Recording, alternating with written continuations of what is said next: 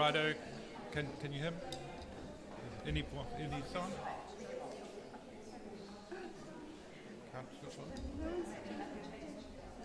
Hello? Hello? Right. Right. Bit of a delay. I'll get used to it. Right, can you hear at the back? Yeah, right. Okay, good afternoon to all of you who are here, and good evening to those in Australia, and good morning to those in New Zealand, and those who are west of Greenwich. Okay, I'm Rob Halbert. I was there, and I'm honoured to be asked to be the MC today. I'd like to welcome you all to celebrate the life of Elaine, our colourful, beautiful lady. To some, she was known as Mom, Gogo, Sissy, Auntie Elaine, Elaino, and to Nick, of course, she was known as Yes Dear. Right. Right. Our friend with Nick and Elaine started at a braai at Penny and Owen Fondon's home in Charlotte in 1984, when they just returned from Johannesburg. Okay, we'd also just returned. Okay, and here 42 years later, we're still close friends. Elaine's bubbly character was born out at the functions, the braais, the parties, the weddings, and being the oldest teenager on the dance floor, twisting right down to the ground and kicking those legs high in the sky and putting the younger onlookers to shame. So let us bid adieu to Elaine and for now, and go out and follow her example of living life to the full. Thank you. Right, I call upon Etienne to come and say, take over from here. Thank you.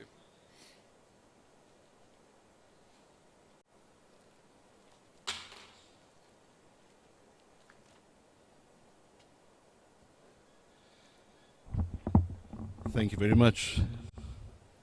A slight echo, but thank you, Uncle Nick, Marsha, and Natalie, and the family. Our sincere condolences to every one of you guys. And I trust that the Lord will give you the strength for the day and the days ahead. And I know that Uncle Nick is a gentleman, and I've learned so many things from him. And being part of that beautiful woman's memorial service is just a pleasure. Today we gather to celebrate the life of a remarkable woman, a husband, a wife, a father, and a grandfather, friends, and family. And the memorial service of that of Elaine, a lady that you can always pull through her ring. She's always beautiful. I used to call her, we stay in the same complex, so I used to call her the lady who gyms, who's 82 years old. She was always this vibrant, full of life. And today I honor her for what she did and what I've got to know about her. Elaine was not defined by her years, but by her spirit. She was active, vibrant, and full of life. While many slowed down, with time, Elaine was the opposite. She kept on moving. She kept on serving. She kept on showing up. She reminds us that life is not about age, but about attitude. Her energy was something special you could feel when she walked into a room. How many can agree to that? She changed the whole atmosphere when she came into a room. And I know where that comes from, what Rob said. Yes, dear. When I stepped into the house, it was Uncle, the gentleman as he is, that said, yes, dear. Yes, dear. She had that oomph in her. She had that way of making people feel important. She's seen, heard, and valued, whether it was through her kind word or warm smile, or simply being present. Elaine made a difference in everyone's lives, and so many of us. She was a faithful friend, dependable, caring, and strong. The kind of person you could count on. The kind of person who cared for so many people. She showed it over and over and over. Elaine's life speaks to us even now. It tells us to keep going, to stay involved, to love people deeply, and to never stop living fully, no matter the season of life. Today we feel the loss. We feel the silence where her voice once was, the space where her presence once filled, but alongside the sorrow, there is gratitude, a deep gratitude. A gratitude for her life, a gratitude for her friendship, and a gratitude for every moment we were blessed to share with her. Elaine leaves behind a legacy, not on things, but of impact on every life she touched, in every heart she encouraged. Her spirit lives on. I could say today, in the 4 or 5 years that I know Uncle Nick and Auntie Elaine, they were humble people. Uncle Nick is the most humble person I've ever seen in my life, I've ever met in my life. I love him dearly. And so was Auntie Elaine also. So today we don't say goodbye. We say thank you. Thank you, Elaine, for showing us how to live with a purpose. Thank you for your strength, your kindness, and your unwavering spirit. Thank you for being you. A life well lived, we will all agree to that. A faith that carries on. And this afternoon I want to give you some scriptures that will encourage you for the days that comes, that will comfort you for the days that lies ahead. Because where you walk, you will never be alone. I want to read us a few scriptures, because you know, Elaine was a woman whose life was not just measured in years, but in love, kindness, and quiet strength. First one is in Psalm 90 verses 12, that says, teach us to number our days, that we may gain a heart of wisdom. Elaine lived that kind of life, a life of wisdom, a life of presence, a life that left footprints in all of our lives, a life that spoke without words. There are some people that need a stage to make an impact. That wasn't necessary for Elaine. Because where she moved in, where she was, she had an impact in everybody's life. As you sit here this afternoon, and everyone that knew her, she had an impact in everyone's life. She touched you, that's why you are here this afternoon. Elaine was one of those people. In the small things, in her care, in her presence, she reflected something of God's heart. Proverbs 31:31 says, honor her for all that her hands have done, and let her works bring her praise at the city gate. Today, we are doing exactly that. We honor Elaine. The beauty of a long journey, There's something sacred about a long life. A life that has seen seasons, joy, sorrow, gain and loss, strength and weakness. And yet through it all, God remained faithful. Isaiah 46 verse 4 says, even to your old age and gray hairs, I am He. I will sustain you and I will rescue you.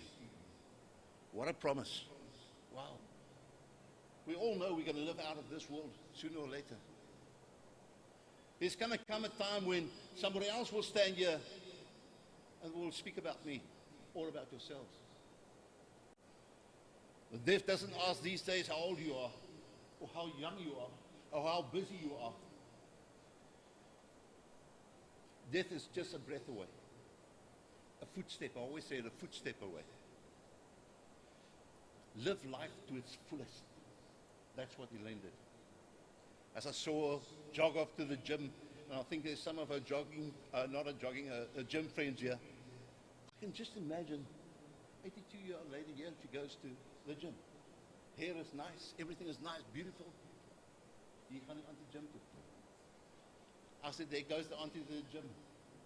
I thought to myself, Etienne, you don't even do gym. You don't even drink water. And she always had that water jug in hand. She lived life to its fullest.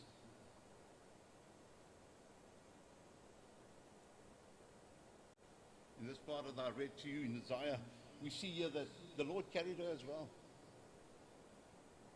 And He didn't let go. And when the body grows weak, and God draws near as the years pass, the body will grow tired. We all agree to that. But the soul draws closer to eternity. 2 Corinthians 4 verse 16 reminds us. He says, through outwardly we are wasting away, yet inwardly we are being renewed day by day. But the spirit was being prepared for glory. And now she's whole. No more pain. No weakness. Only peace in the presence of her Savior.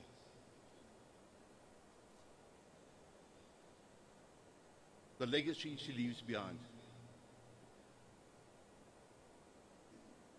I want to tell you this, that although everyone's going to miss her, there's part that you remember, and we'll show the slideshow just now. That is memories. That is what grows in your heart. That is what lives in your heart. So it doesn't matter if a person is not here anymore. It's the memories that stays in your heart about a person you love. And that will never die. Uncle Nick, that will never die. Mersha, Natalie, that will never die. Because what she has done is the input in your lives. And I can see the fruit of that today. Your dad can see the fruit of that today. What mom has put in, that is what's got out. And I know she loved everyone. Elaine's life did not end today, nor 2 weeks ago when she passed on. But her legacy lives on in the love she gave, in the lives she touched, and in the memories we carry. Every kind word, every act of care, every moment shared, those things do not die. They live in us forever. And there will come a time that we will meet again. Our hope is in Christ. He says this in John 14:27. He says, peace I leave with you. My peace I give you. Do not let your hearts be troubled. John 11:25 says, I am the resurrection and the life. The one who believes in me will live, even though they die. Wow. That's our hope for today. We do not say goodbye, Elaine. We say until we meet again. Surely, I want to be where Elaine is. Surely you want to be where Elaine is. When I visited her in hospital, I could have time to speak to her. I could have time to speak to her. Are you all right, Elaine? Is your heart right, Elaine? Ja, Etienne. Ek is reg.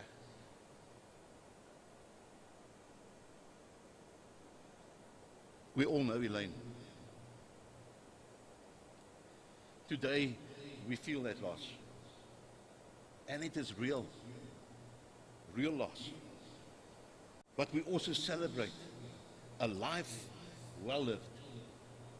A journey completed. And a soul at rest. Psalm 116:15 says, "Precious in the sight of the Lord is the death of his faithful servants." Elaine was precious to you and all of us, but she was also precious to God. And I want to take this opportunity and say that make sure your life is in, I want to use the word, good standard with your Maker, with your Creator. There comes a time where we will also cry for the one that will lie before us. There will come a time when you will also be part of the heavenly chorus. There will also be a time when God says, welcome. Be sure. Make it a part of your life. Not only your lifestyle that you lead, but ensure that you walk with God. Make sure the day that you rest your head down, and you lay your head down, you will know you are part of the heavenly kingdom. And I want to say that we're going to miss Elaine. And I know Uncle Nick, and I feel very much sorry in my heart. I've got a pain in my heart, and I know how I must feel. Because I lost my brother 2 weeks ago. And I know the pain that there is. And I know Marsha's and Natalie's and the family's pain. But I also know a God that can heal that pain. Who says, come, let me comfort you. Let me draw you closer to me, for I am your God. I'm going to close off in prayer before I take too much time, Natalie. And I want to ask you to bow your heads with me as I lead it into prayer. Lord, this afternoon we come and we want to say thank you for Elaine, for her life, for her love, and her presence among us. And I want to ask God that you will comfort everybody here today. A special comfort to Uncle Nick, Marsha and Natalie and the family at Brest. That you will come, Lord, and just be part of them. And guide them where there's troublesome. And when Uncle Nick cannot sleep at night, that you will comfort him.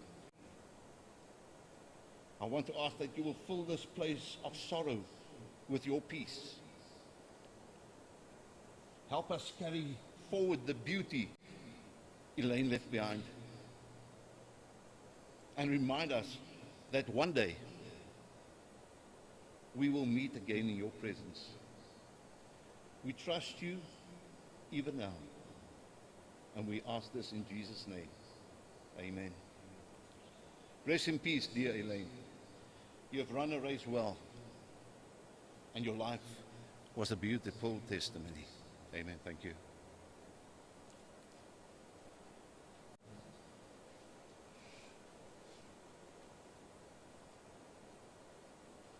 Right, thank you, Pastor Etienne, lovely words, and I'm sure all of you agree, those you know her so well, you all know her so well, just amazing lady.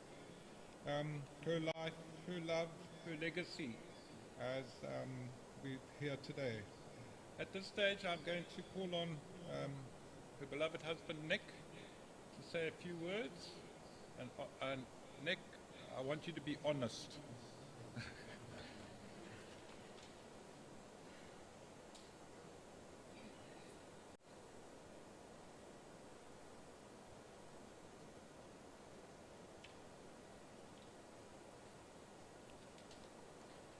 Etienne, thank you so much for those very kind words. They're most appreciated.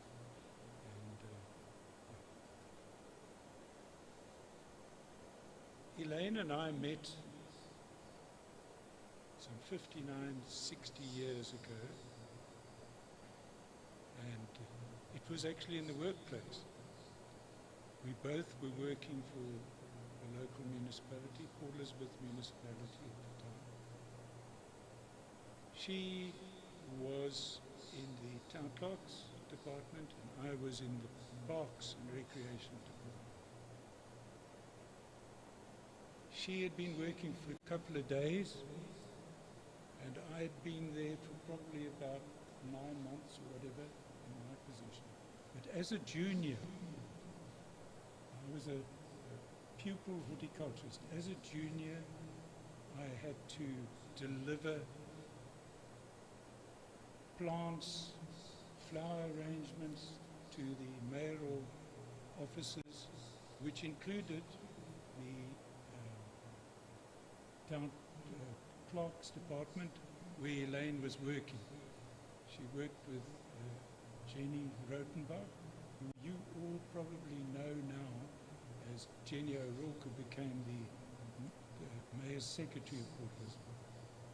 Anyway, on this particular day, I didn't know that Elaine was working there, and I walked through the door, said hello to everyone, walked over, and this Elaine was sitting across the way from me, and she turned around and this most beautiful smile, these, I call them honey-colored eyes, I believe that's what she had, and she just smiled at me, nodded her head, and that was basically the beginning of our association. I didn't go out with her immediately, but as time went by, I think her workmates and mine encouraged us, and we eventually started dating. I'm going to just go back a bit because a lot of people don't know the trauma that Elaine went through as a little child. She actually wouldn't discuss it too much with me. She always avoided the questions. And I think too, she blocked this out of her mind. She was born during the latter parts of World War II and born into a broken family. Her mother and father split. She was put into an orphanage along with her older sister, and there was toing and froing between the families as to where she would go and live. As a 2-year-old and her 8-year-old sister, they were loaded onto the train and sent up to Joburg to be with her mother. She'd no sooner got there, they were sent back again.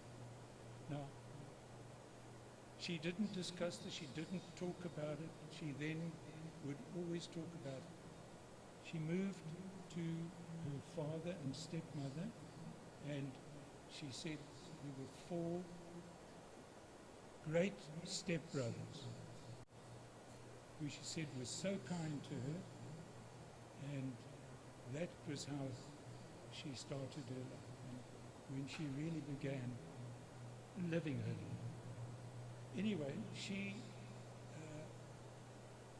we went out quite a few times. The Crusaders Rugby Club was where I was with Lex, who's Nico Swart, and Gerrit van Skalker. They were my two big mates. Often got into trouble, but anyway, we used to go to these dances. Sometimes because Margot, who's here today, she was a bit young to go to them. So on a Saturday night after rugby, we would go to these various dances with her. And as I say, we had a lovely time, and I learnt a lot of things about life. And then Elaine decided, Gogo, Elaine, the grandchildren and great-grandchildren call her Gogo, which you see there as well.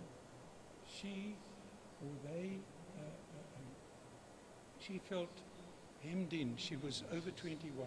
She didn't want to stay at home any longer because she felt that she could not spread her wings. Her stepmother was obviously anti this, but anyway, that's beside the point. The thing was, she eventually left home. One of her friends organized for her to move into the Trocadero Hotel, which is in Parliament Street. She she got to know my family, and as she always said, I wish I had parents like you. Opal Walton and Granny Walton. Granny Walton used to go and see her, as I think she used to spend a lot of time with all of her daughters-in-law, and they used to have long chats together. I don't even know what they spoke to one another. She would invite Granny Walton to Trocadero. I believe they had a lunch they did have a lunch every day, and on a Wednesday the two of them would get together. And one can only say from that I gather that she was starting to see life as she should have. I'm not going to go on too much about that, but I eventually decided I said, I want to marry you. I proposed her, she accepted, and I went to her father, who she was no longer living with, and I asked him, and his words to me were, "Moenie vir my vra nie, gaan vra die auntie." Now, which was unusual to me because I know, and I've always believed you ask the father's permission to marry their daughter. So I went, this is unusual, but anyway, so I went to the old girl and I said, I would like to marry your stepdaughter. And she said, "Moenie vir my vra nie, gaan vra vir die oom." So I went back to him and I said, "This is the last time, I will not ask again. May I marry your daughter?" And he just looked at me and he said, "Dan moet jy vir die auntie vra." I said, "Sorry, that's it." They did not attend our wedding. Her uncle brought her into church, and so that was it. And we moved to Johannesburg. We stayed in a little municipal house on the end of End Street. I don't know if any of you know, it's Nugget Street on the one side, Bree Street on the other side. We stayed there. It was not the best of places to stay, but that's where we lived for a couple of years. While we were there, Elaine worked, and then she took up modeling. But then when she went for an interview as a model, as a qualified model, she said, "I didn't like what they want you to do as a model." She said, "No, I don't display my body like that." So she gave up modeling. I still treasure that modeling certificate, which I have with me, not now. Anyway, there was one funny incident. I mean, she was, they say, take flight or fight. Elaine always fought. She did not believe in backing off. And this one particular night, there was a massive noise outside, and this woman was smashing on our front door. But she was obviously out of her, whatever. So I went to the door to try and shoo her away, but she carried on, and suddenly I felt Elaine running past me, grabbed her, held up, and carried her back into the house. I said, no, you're not going to get involved with this woman. And eventually, fortunately, the woman moved away. That was one funny incident. I've had a similar one with her, where we stay now, but we won't discuss that today. Then we moved to Victory Park. I don't know if any of you know it. Very Jewish. Lots of rich people, but we didn't stay in a Jewish home. We stayed in a municipal house once again on the old sewage farm, which is adjacent to Victory. And, while we were still in Street Park, Marcy was born. And when we moved over to Victory Park, Natalie was born, and we actually met Margaret, Elaine's sister, for the first time, the one who she always looked up to as a role model for her, but who had not lived with her before. Anyway, I'm going to go on further. I was still studying further. I went and did some extra studies, and Elaine used to keep the girls quiet while I studied at night. I used to catch the Patco bus from Joburg to Pretoria, went to Tux there every Thursday. I wasn't the only one. I think there were 4 of us. But anyway, after 2 years, I managed to get through. I'm not going to tell you my results, but I did get through. And then I decided, we decided, because I don't think Elaine and I ever made a decision on our own. We always discussed and did whatever. We just spoke about, if it was finance, we discussed it. Everything. So she knew exactly what I knew. And that's what I always say to you. Good marriage is love, but then you also need to know about, other things, such as finance. We moved to Port Elizabeth, and we moved into flats called Kenno Court, which is in Linton Grange, Westring. And I was going out the door the one morning. Suddenly these 2 blokes stood in front of me, and the one said, "Good day, are we your neighbours? I'm Owen Fondon, and this is my brother Seth."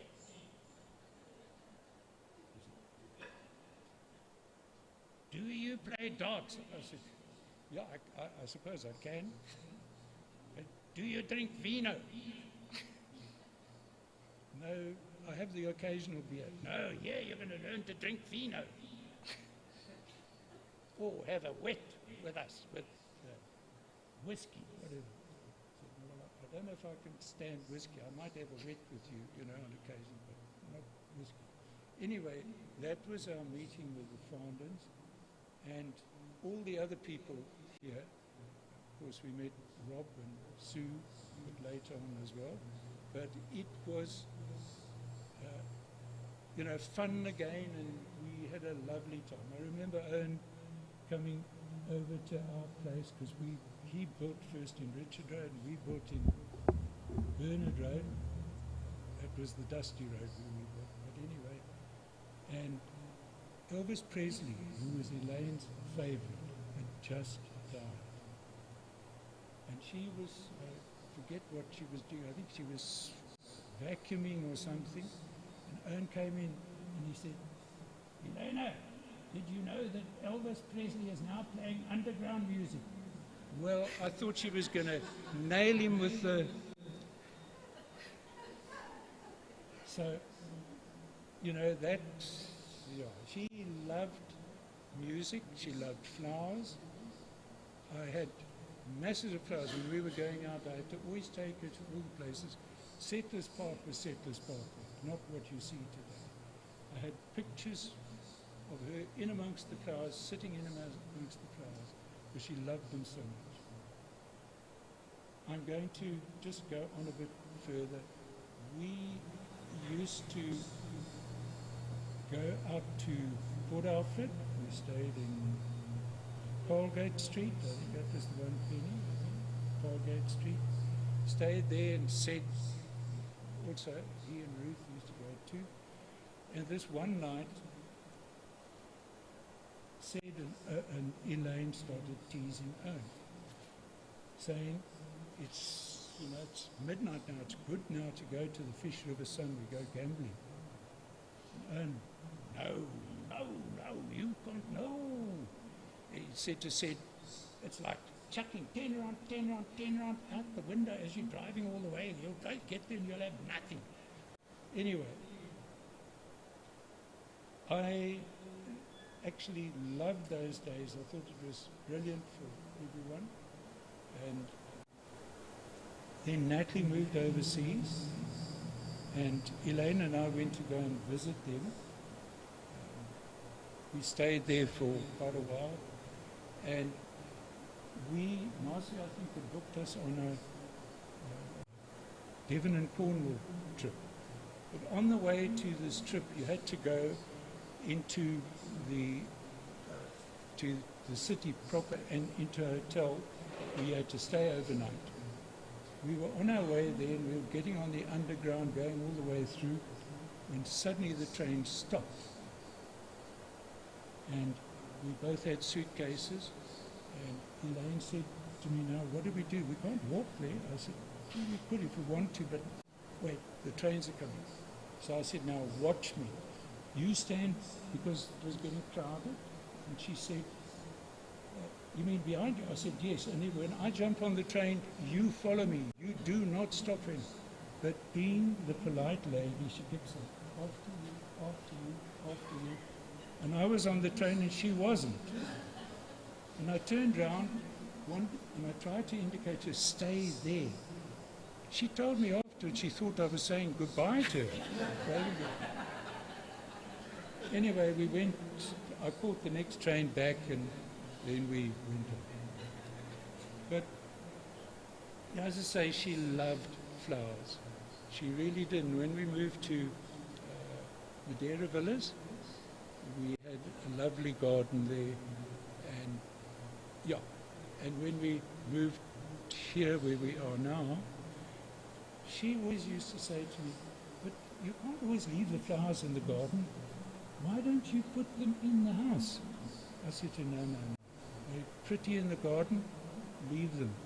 The next thing, the flowers are disappearing in the garden. I looked around and they're in the house. She was doing her decorations, her own flower arrangements. And she said, eventually she said, I am not going to let you do any more flower arrangements because you don't know how. I'll do mine, my way. So she always did the flower arrangements, apart from today. I'm going to stop there because I think I've gone on for quite a while. I just want to say a little word of thanks to all of those of you who've done so much and supported us so much in this time. Etienne, thank you once again. I know that it's been a tough time for you, also having bereavement in your family. So thank you so much for those very kind words. Now the others who did, Pamperlami, Jess, and Yuri, and I don't see her here. Where is she? Bully? I don't know where Bully is. I don't see her. Oh, she didn't come. Okay. And Anine and Ioane. They did. Elaine loved it. A Thursday in particular was her day. It was a hairdressing day. And that was it. She loved it. And that's why she always looked so good. It's because of them. And the others, there's fingernails and flippers. Whatever.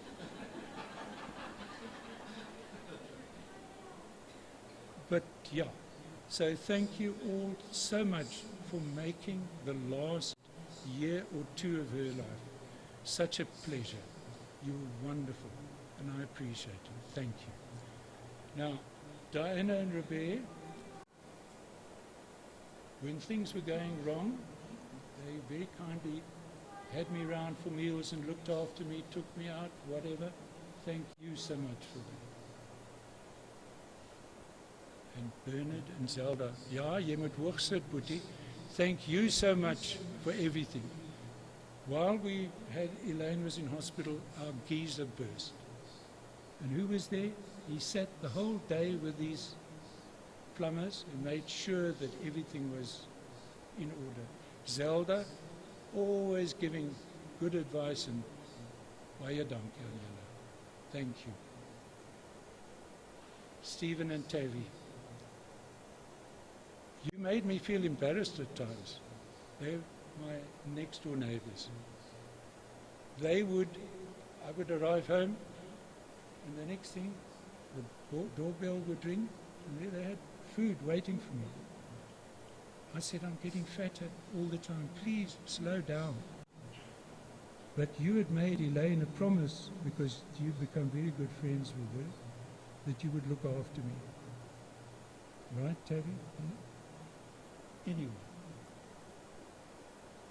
And then Rob and Ant. Rob, I'm sorry we've dragged you into this today, but yeah, it's thanks anyway. And Antoinette, you've been so kind. She was there visiting Elaine non-stop. I think the one time she said, I'm sorry, I can't attend for some, but she was there virtually every day. And then they also took us away over this past week, past weekend for a break out at the place out at St. Francis Bay. And thank you so much for that. It did help. That's why I'm still standing there. Okay. I know I'm running you people very late now. Marcia was there in the beginning, and she gave me massive support. She spoke the language of the doctors and all the rest, so she knew what she was talking about, knew what to look for. But she unfortunately had to return to Australia, not of her own free will, but because of legal matters that she had to deal with. But thank you, my dear, and thank you for looking after me now. Natalie. This is all because of Natalie that you have today. Natalie used to visit Elaine. She would get me into the car and say, you're not driving.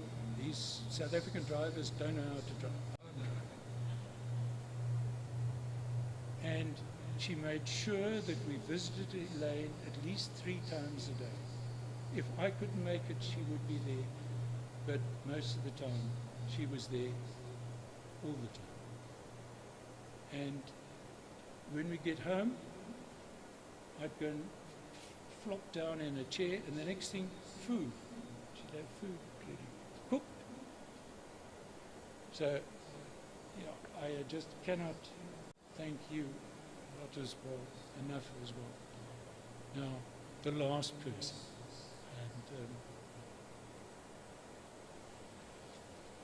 And Elaine, thank you so much for this lovely life you've given me, the 2 beautiful daughters we have, and the fact that you, beyond all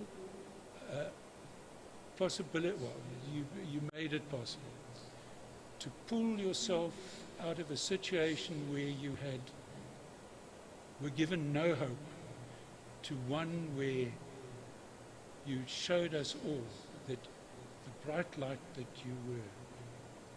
And I'm not going to say more, but our love will live on. going to hand over to Marcia because you want to get your little box of text. And yeah, I just want to thank you all.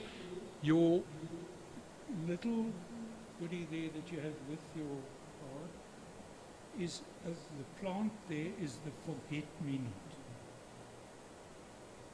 It's a myosotis, which is called the scorpion grass. Now, Elaine was Scorpio, but I don't know about scorpion. So, yeah.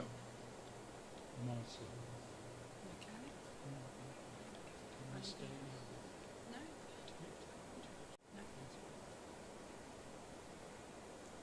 Will the feedback maybe stop if I take the mic off and stand that side?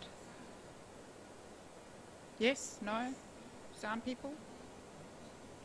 Will the feedback stop if I take the mic off the stand and stand? No? Okay. All right. Today we gather to celebrate the life of my mum, a woman who lived 81 full and meaningful years, and who filled our lives with love, laughter, and unmistakable passion. She loved to dance and party. Thus the colourful celebration today. I've brought an item of clothing. Sorry, I'm a teacher, so I rely on my props. Mum, I promised that you would wear your brand spanking new outfit in a family photo. Unfortunately, that wasn't to be. So today I'm keeping my promise. It's draped strategically here. As her eldest daughter, I realized just how much of who I am comes from her. She was not only my mother, but one of the most headstrong personalities I have ever known. My mum had a deep love for South African sport, especially cricket and rugby. She didn't just watch the games, she lived them. If you ever watched a match with her, you'd know exactly what I mean. Only ask Debbie Pedler, her hairdresser back when I was in my late teens, early 20s. Debbie had this to say when reminiscing about her. I always enjoyed seeing Elaine being a regular once-a-week client. My favorite memory of her was how incredibly nervous she would get when she was leaving to go home to watch the cricket on telly.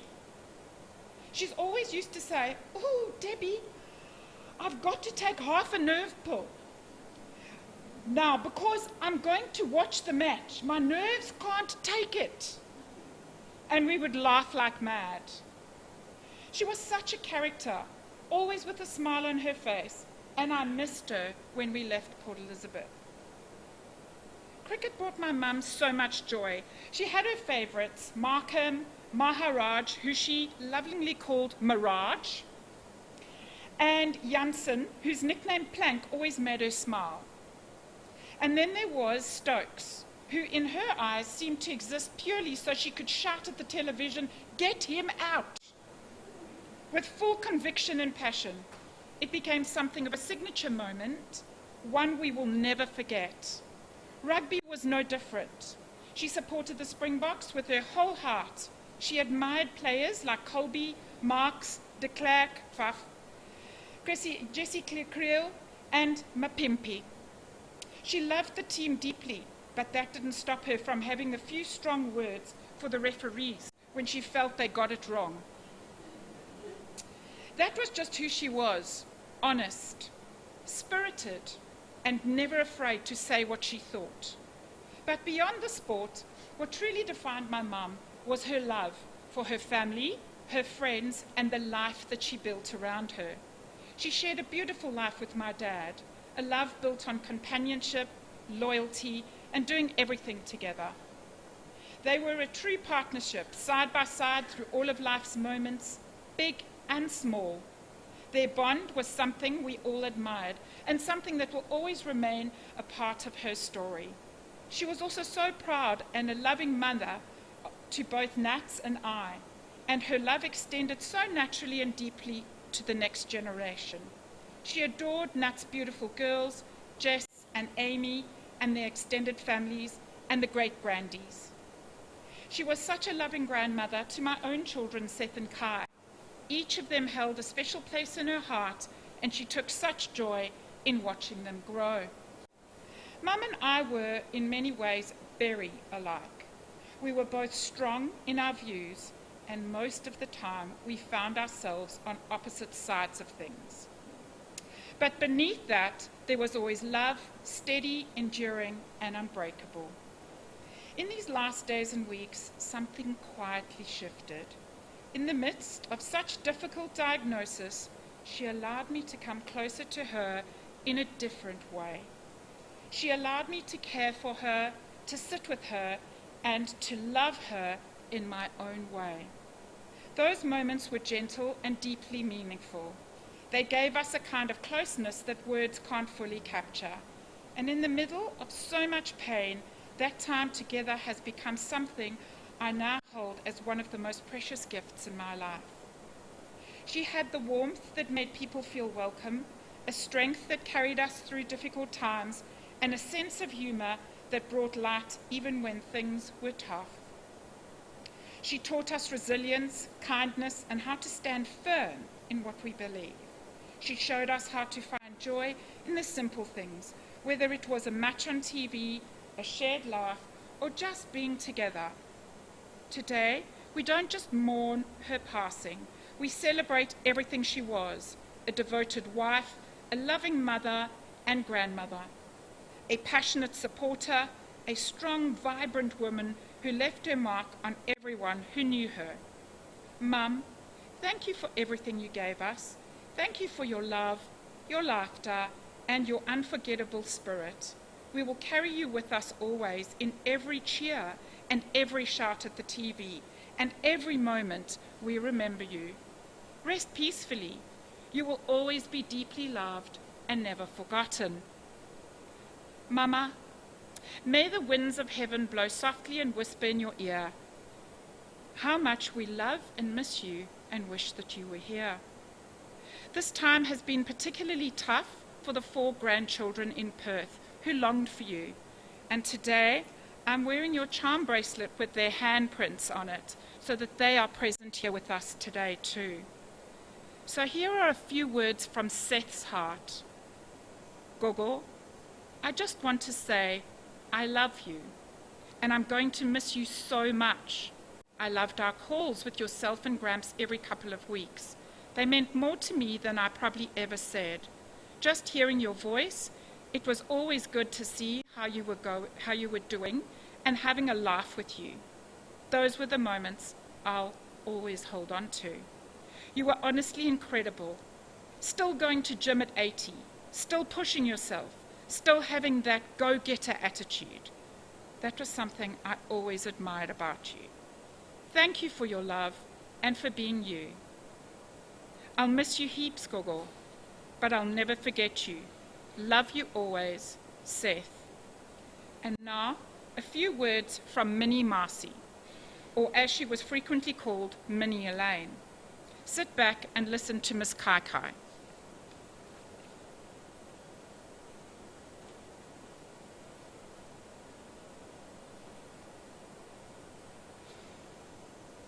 My beautiful Gogo.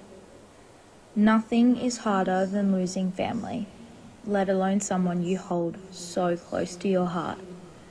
A grandparent is someone who loves you unconditionally, like their own. I guess it's because you're a piece of their own. Likewise, when I look at my mum, I see you in so many different ways. It's hard to write this because I never thought it'd be so soon. It still doesn't really feel real. However, I know you'd want us to remember you by the lively, beautiful Gogo who spoke her mind and made everyone laugh. You made me laugh all the time. Many memories I hold so closely. I'd like to share one. Gogo had come to Australia and we were sitting inside chatting as a family. Gogo saw me on my phone on an app called Snapchat. For those not familiar with that app, it's basically WhatsApp for younger people. Gogo said, "Kai, how do I get that app?" I replied, "You want Snapchat?" She said yes. I proceeded to ask her to show me where the app store was on her phone to download the app. She looked at me so confused. I said, "Gogo, show me where you download all your apps." She replies, "No man, I can't take you to PE with me." I was so confused. Huh? She blankly says, "I'm not taking you to PE with me. I usually take my phone into the shop and the man there does all this shit for me." We all know Gogo and her thick accent that made this 100 times funnier. Gosh, she was funny. I was always told I was just like her. I'd say a phrase or a sentence and someone would say, "You're just a mini Elaine."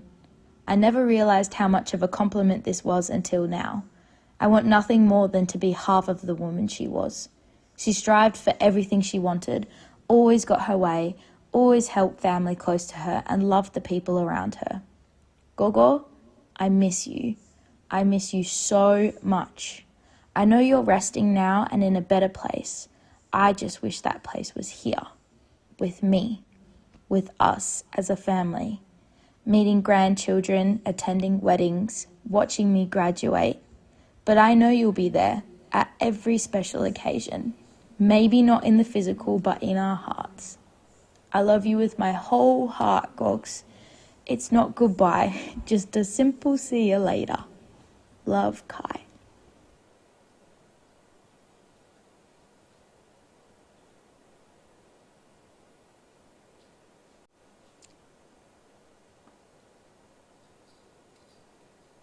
Have to put the glasses on. That's age, eh? Anyway, hi everyone, and thank you so much for being here today to celebrate Mom.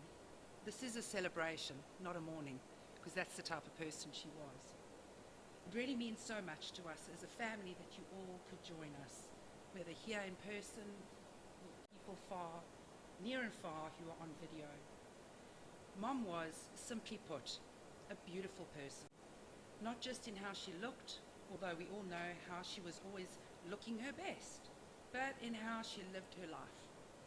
She loved beauty, she loved her home, she loved the flowers in her garden or in the house, and she loved her family more than anything. Dad created the garden, and Mom brought that beauty inside, always making sure the house felt warm, welcoming, and just right. That was her. She had this way of making life feel a little more special and a little more elegant. But she also had this wonderful fun side to her. She was the life of the party, loved her music, and people were drawn to her because of that warmth and spark that she had. I have so many special memories of Mom and I, but one of the most fun times we often had was sitting at the bar here in PE or wherever we were, sipping on a glass of wine and either listening to the latest tunes on the stereo or in the pub, or watching rugby or cricket together. And of course, she'd be offering her expert commentary to the TV when things weren't quite going her way. Those were the types of moments we truly treasured. For us as her family, she was always there, always giving advice when we asked for it or not, always wanting to help, to guide and to make things better. And I can definitely say, Mom kept me on my toes growing up. I wasn't exactly the studious one in the family. I was more focused on having fun, a bit of jawling as we called it, and enjoying life, which meant I spent a fair amount of time getting into trouble and being grounded. Looking back now, I think Mom had her hands full with me, but that was just her way of keeping me on track, even when I was doing my best to avoid it. Although we lived across the seas for many years, with Mom here in South Africa, and us first in England and then finally in Australia, we were always close. She made sure of that. She always kept in touch, always showed up for special occasions or celebrations, and always made the effort to come and visit us, to spend time with us and to watch Marcia and my families grow. And for that, Mom, I want to say thank you for always being there for us, me, our families, I'm also so grateful that I was able to be here with you in your final days. Although it was incredibly hard to see you so unwell, I feel so honoured to have spent that time with you, just being there, sitting with you, and sharing those last moments together, and listening to our favourite tunes one more time. You deteriorated so quickly, but I take comfort in knowing that you are now at peace and no longer suffering. And Mom, I want you to know that Dad will be okay. We got him. I made you a promise when you were in hospital that we would look after him and you could rest peacefully now. He'll be coming back to Australia with us. For anyone that doesn't know, say cheers to Dad. So don't worry, we'll keep a close eye on him and make sure he doesn't get into any trouble. The way you always looked after him with so much love over all these years. Before I finish, I just wanted to mention the little cards which Dad spoke about, these little cards in your programs. It was made with love, and if you read it, you will see all the memory little bits on it. But it's a small way to remember Mom, because she loved forget-me-nots, and the words mean a lot. And it's a beautiful, colourful person she was, always bright and full of life. Each card contains the seeds on the back, and you can plant it in your garden, and in time, forget-me-nots will bloom in memory of Mom and to honour her. Mom, thank you for always being there for us, for your love, your guidance, and everything you gave so freely. From Ryan, myself, Jess, Amy, Declan, James, your great-grandchildren, Albie, Walter, and Camilla, and all of our family, we will carry you with us and cherish you always. We'll share your stories, your laughter, and all the beautiful memories you gave us, keeping you close in everything we do. In the laughter, the music, and the little touches of beauty around us, we'll always find you, forever bright, forever beautiful, and forever in our hearts. We love you. And now I'm going to play, they're going to play a little tribute from my girls, Jessica and Amy.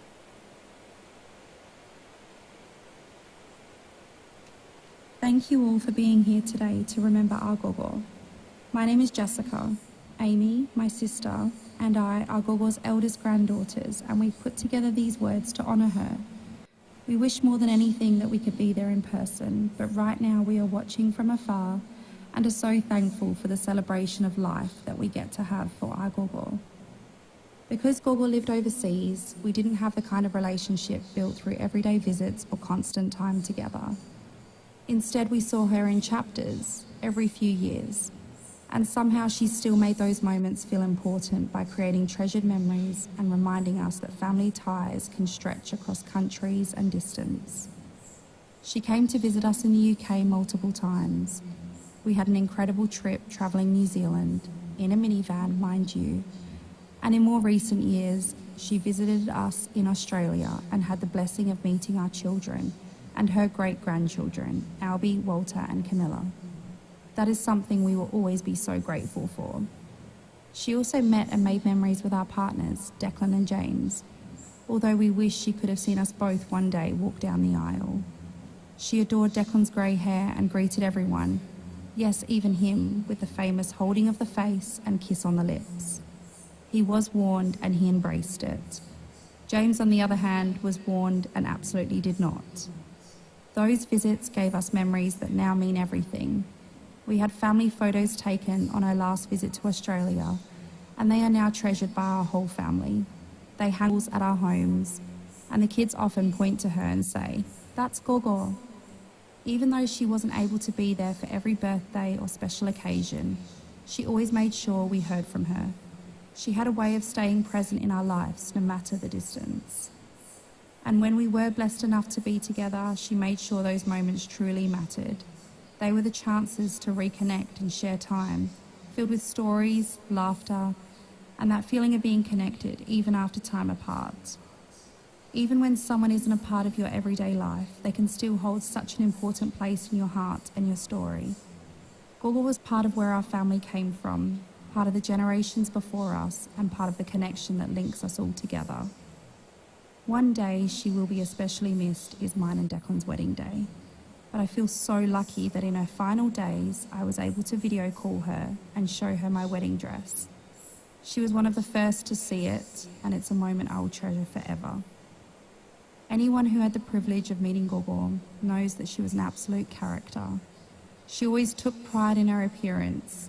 She would insist on everyone looking absolutely perfect on Christmas morning, forcing 4 very impatient grandchildren to wait before opening presents. In later years, we managed to convince her to stay in the pyjamas for presents, though we could tell she was itching to get ready.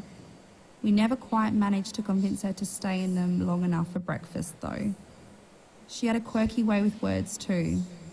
One of her favourite sayings was, "Now hurry up and have fun." It's something our family still says now, often, and laughs about because we can hear her saying it so clearly. And of course, we called her Gogo. Growing up, people would ask, "What is a Gogo?" But to us, that name was as special as she was. We wish we had more time with our Gogo. We wish she could have seen more of our lives and our children growing up. But more than anything, we are grateful for the moments that we did have, because they were full of love. Gogo, you will be so deeply missed, but you will always be a part of us, in our memories, in our families, and in the stories we continue to share. Today we honour your life, commemorate the unique, strong-minded woman you were, acknowledge the place you hold in our family, and thank you for the memories you gave us. May you rest peacefully and be remembered with love. There's one I actually forgot to read. I'm sorry, Ron. This is a very short message from Ron, my husband Ron. To Gorg's mom, Elaine. I'm not a man of many words when it comes to this sort of thing, so I'll keep it short. I tried the video thing and couldn't stop crying. Thank you. Thank you for your acceptance. Thank you for all your support. Thank you for allowing me to be part of your family. Thank you for the laughs. Thank you for helping me steal the bar mats during your UK visits. Thank you for being part of my family. There's no goodbyes. There's see you soon, see you just now, see you now, or see you in a while. Love you, Mom.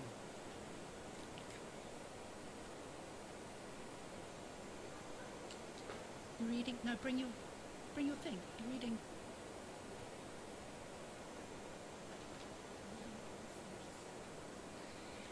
So there's going to be a tribute video in a second of my one uncle, but I'm just going to read one of our family members.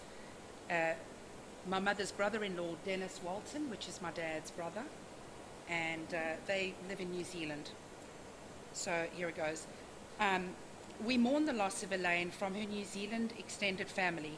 My first recollection of Elaine, probably before I met her, was a photo on the front page, I think of the Eastern Province Herald newspaper, sitting on a very large rubber ball and holding onto an attached handle. These bouncy balls were popular in the mid-1960s. Elaine, a fun-loving 20-something young lady at the time that she met Nick, was employed in the offices of Port Elizabeth Municipality and was a popular member in her group of friends. I witnessed her friendship with Nick grow into a full-blown love affair during approximately 3 years of courtship. I was the proud best man at Nick and Elaine's wedding on the 31st of May, 1969, which also happened to be Nick's 21st birthday. During their 56.5 years of marriage, Elaine was a loving and dedicated wife and mother, and also a proud grandmother and great-grandmother. I recall that she was strict with Marcia and Natalie when required, but also compassionate, caring, and loving, which clearly has rubbed off on Marcia and Natalie. In simple terms, Elaine was the glue in the family, and this was particularly evident when her mother-in-law needed almost constant care after suffering life-threatening injuries. When there was laughter, Elaine was always present. Although we have not seen much of you in the recent years, your New Zealand family all remember you with fondness and love. We will miss you. Rest in peace from Dennis, Wendy, Paul, Julie, and Mark, and their families. And now you will hear a tribute from my dad's brother, John Walton.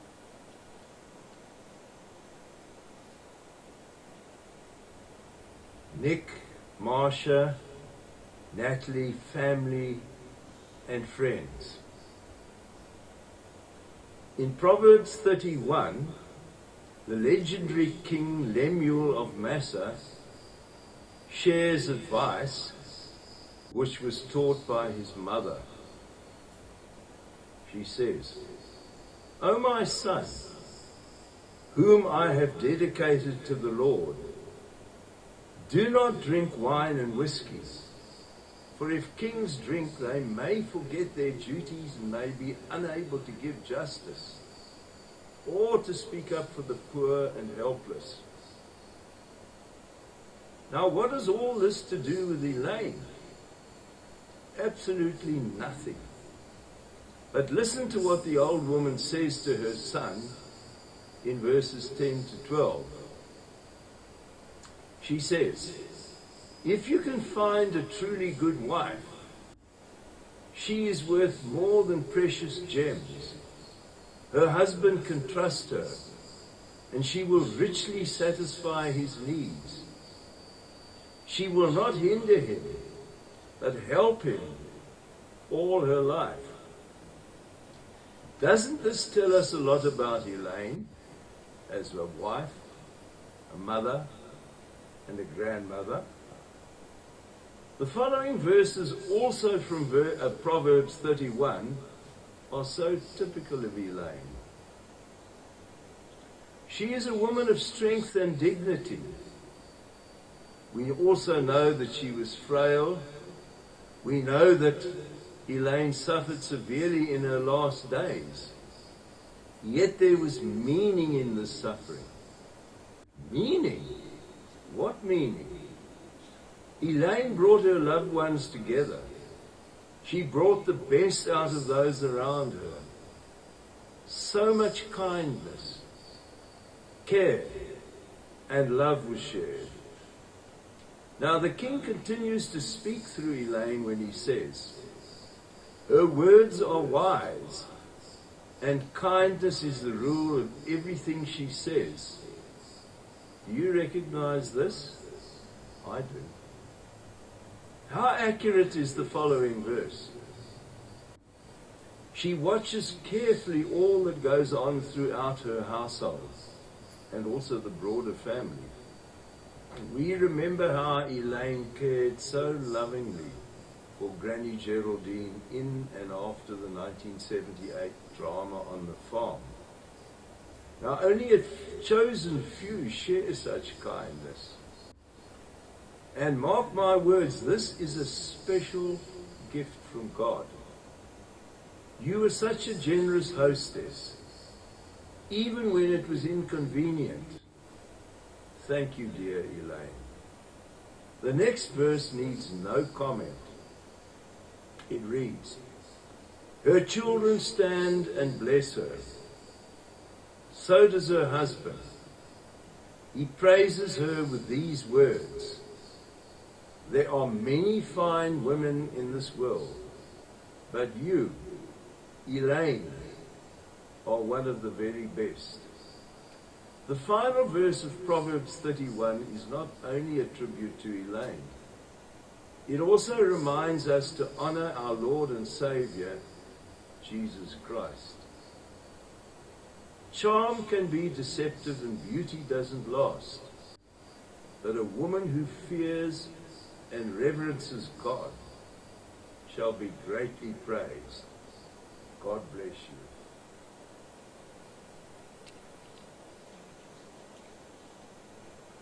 Another speech from a family member, my mum's sister's son, Paul Vincent. My auntie Elaine was not only my mum's younger sister, but a warm and memorable part of my childhood, growing up with our families in different cities, her in Port Elizabeth and us in Durban. Meant we didn't see each other all the time, but when we did, those moments stayed with me. I still smile when I think about the garden and how as a child I would happily eat all the strawberries straight off the plants, without a second thought. It's a small memory, but it captures her generosity and the simple joy she created around her. With my mum now gone, those memories feel even more precious connecting me back to family and to love. As Nick begins a new chapter in Australia with their daughters in Perth, I hope he carries with him the same warmth and love that Elaine gave so freely to all of us.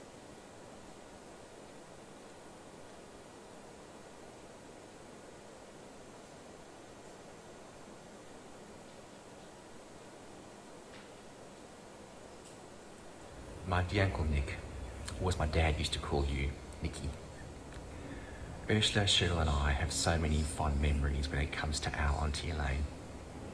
Growing up in Johannesburg made it difficult at times for our whole family to visit you and Auntie Elaine in PE. But when we did come and visit you, we always had the best time. Auntie Elaine was the most welcoming and loving aunt we could have asked for. Walking into your home was always like walking into a hug. Our dad and mom loved Auntie Elaine. My dad shared fond memories of Auntie Elaine, in particular when he was in Johannesburg. I will let you recount the story of the milkman and the bicycle Uncle Nick coming down the hill with Dad and Auntie Elaine giggling away. I can still hear Auntie Elaine saying, "Jeremy, you remember when?" And so the stories would flow from one to the other. But my fondest memory while growing up of Auntie Elaine was walking into your home near the harbour, being welcomed by Auntie Elaine, Cuddles, and yourself. I remember never feeling like a stranger and always loved sitting in the, if I recall correctly, the dusty pink lounge suite in the sunken lounge room.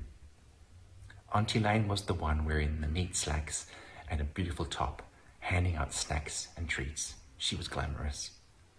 My mum would always be giggling in your house, recounting stories with Auntie Elaine, riling up my father. I've been laughing about this all morning while preparing these words. The three of us are so sad that we are not able to be with you and the girls today. For the three of us, it's hard to put in words how much Auntie Elaine meant to us. She truly was one of our favourites. Auntie Elaine also cared for and loved our parents so much that it makes this all the more difficult as her nieces and nephews. Losing such an inspiring person is just hard. Your love and Auntie Elaine's love made our memories of holiday in PE so much brighter. To our cousins Marcia and Natalie, your mom was a beacon of light to us and to those around her.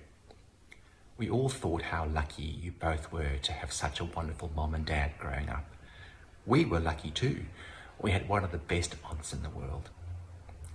This will no doubt be a very tough day for you both. The emotions will cast long shadows today.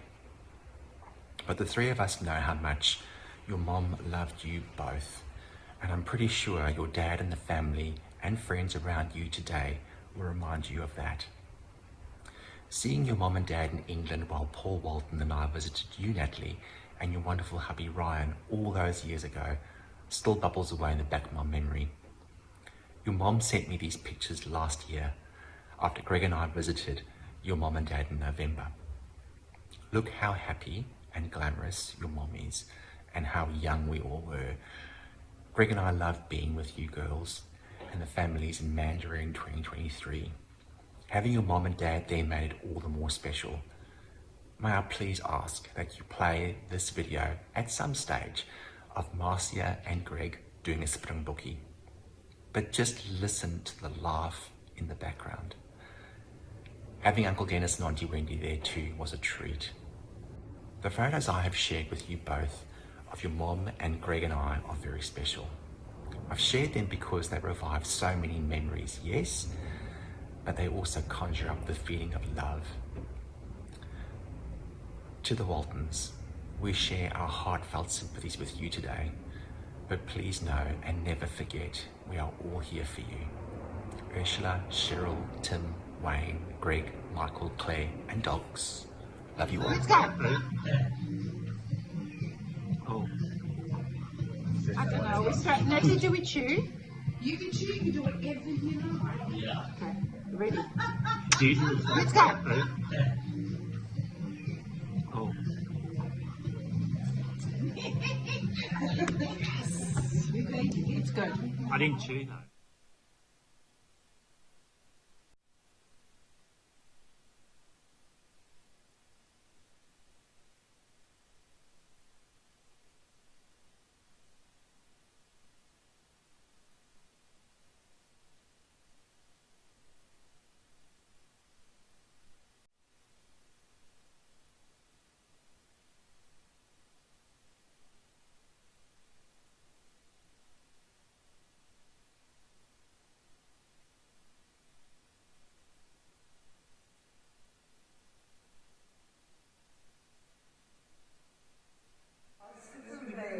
Okay, go. Okay, so stay Australia and then say Australia.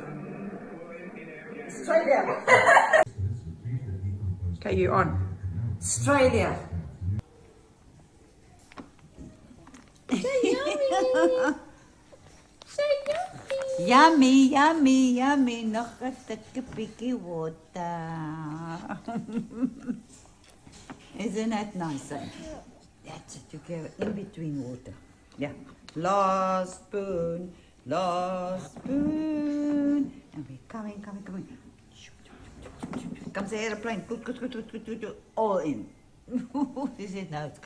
I don't want this anymore. Are you? But you ate very well, didn't you? Cammy.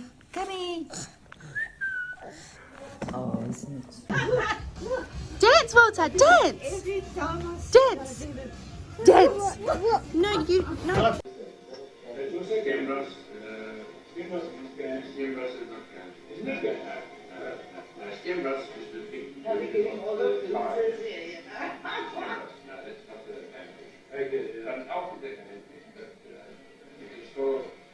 It's not as dry as the So Tammy is dry. It's actually very nice. But Tammy is dry. I thought it was sharp. But if you ever Tammy, I thought it was sharp.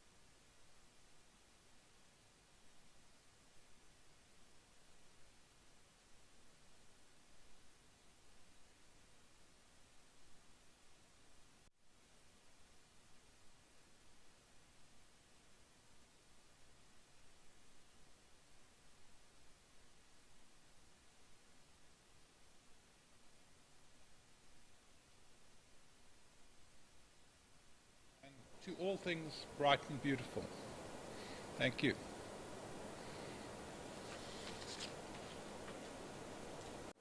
Sorry. There's going to be the special song that's coming up, which is a joyous song of my mom, and it's All Things Bright and Beautiful. We'll get this with the words on screen, if you wouldn't mind joining into the few verses that we've got in the hymn part. And then afterwards you can help yourselves to drinks and snacks.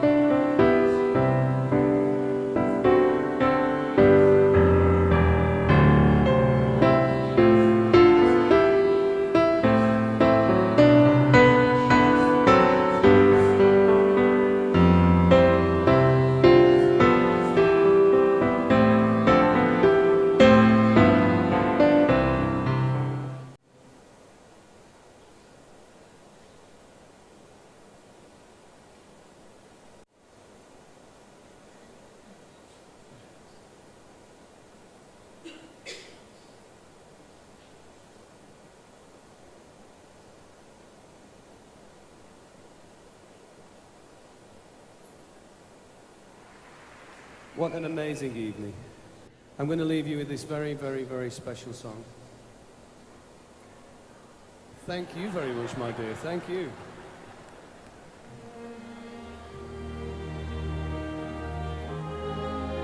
I dedicate this song to anybody that's lost somebody that they love. It's called Someone to Remember Me.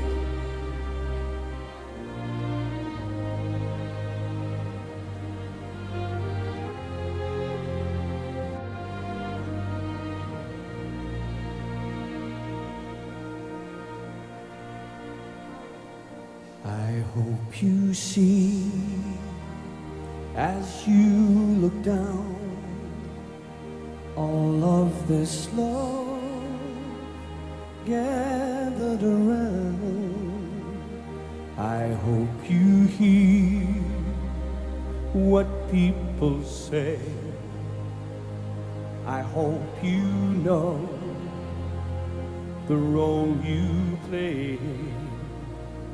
You were my rock, you were my shield, the space you leave, no one can feel. You held the room, you cast a spell, you'll always be remembered well.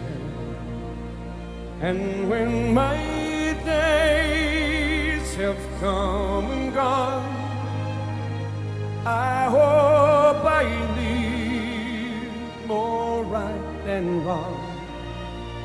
I want to feel this love I see. When I am gone, I hope there will be someone to remember me.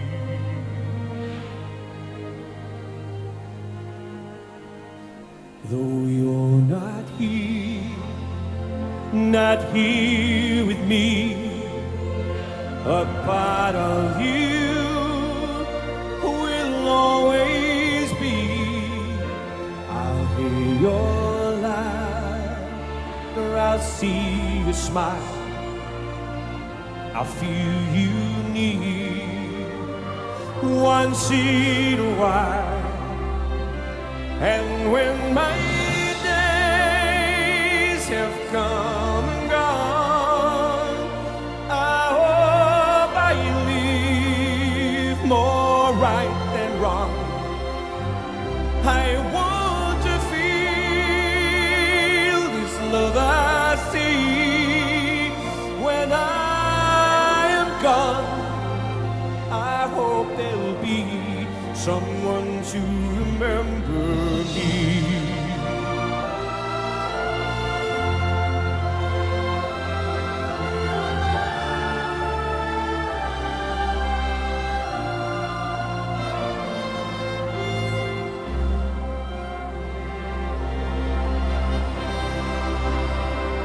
And when my days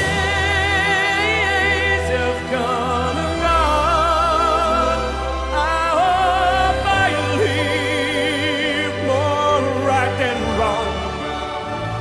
I want to feel this love I see. When I am gone, I hope there'll be someone to remember.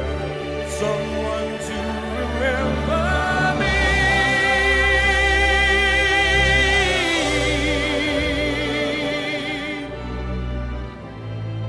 Someone to remember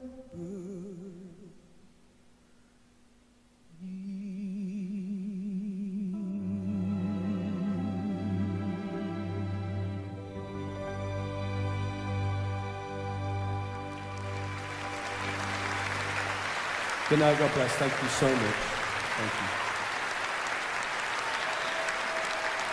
Thank you so very, very much. Thank you.